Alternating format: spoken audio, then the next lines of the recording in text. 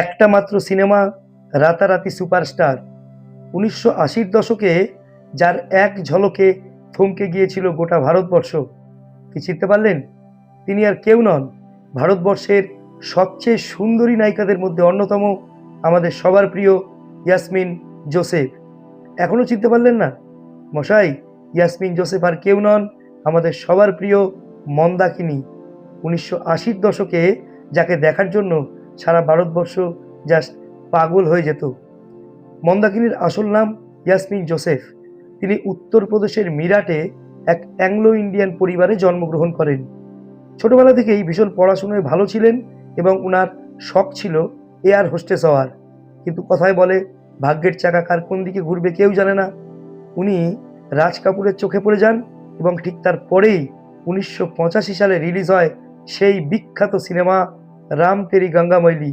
এই সিনেমাটা দেখেনি বা এই সিনেমাটার নাম শোনেনি এরকম ভারতবাসী বোধহয় খুব কমই আছে।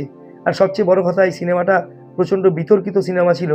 তার কারণ এই সিনেমাটাতে প্রচুর পরিমাণে সেমি নুড সিন দেখানো হয়েছে, ডাইরেক্ট ব্রেস্ট ফিডিংও দেখানো হয়েছে মন্দাকিনীর। তো যাই হোক, এখনও আপনি ইউটিউবে বা অন্য কোনো জায়গায় দেখতে পারেন, তবে বোধহয় ওইসব সিনগুলোকে এখন রিমুভ করে দেওয়া হয়েছে, কেটে দেওয়া হয়েছে। তো তারপরেও রাম তেরি গঙ্গা মৈলি হলো একটা হিস্টোরিক্যাল সিনেমা, যে সিনেমাটা হওয়ার পর রাতারাতি ইতিহাসে নাম করে নিয়েছিলেন আমাদের সবার প্রিয় মন্দাকিনী। কিন্তু দুঃখের বিষয়, ১৯৯০ সালের প্রথম দিকেই তিনি ফিল্ম ইন্ডাস্ট্রি থেকে নিজেকে একদম দূরে সরিয়ে নেন, একদম।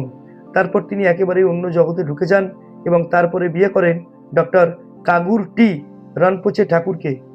এবং তারপরে সিনেমা জগৎ থেকে দূরে গেলেও যোগা, মেডিটেশন, হোলিস্টিক হিলিং এইসব নিয়ে উনি এখন বিশ্বব্যাপী কাজ করছেন। এবং এই মন্দাকিনী প্রমাণ করে দিয়ে গেলেন যে শুধুমাত্র আলোয় থেকেই সুখী হওয়া যায় না। পৃথিবীর কোনো কোনো মানুষ আছেন যারা অন্ধকারে থেকেও নিজে সুখে থাকেন এবং সারা পৃথিবীকে ভালো রাখার চেষ্টা করেন। তো বন্ধুরা, মন্দাকিনীকে যদি আপনাদের ভালো লেগে থাকে অবশ্যই একটা লাইক করবেন, চারিদিকে শেয়ার করবেন। এই ব্যাপারে আপনার যদি কোনো গুরুত্বপূর্ণ মতামত থাকে অবশ্যই কমেন্ট বক্সে জানাবেন। আর আমার চ্যানেল সাবস্ক্রাইব করে অবশ্যই আমার পাশে থাকবেন। সবাই ভালো থাকবেন। Thank you.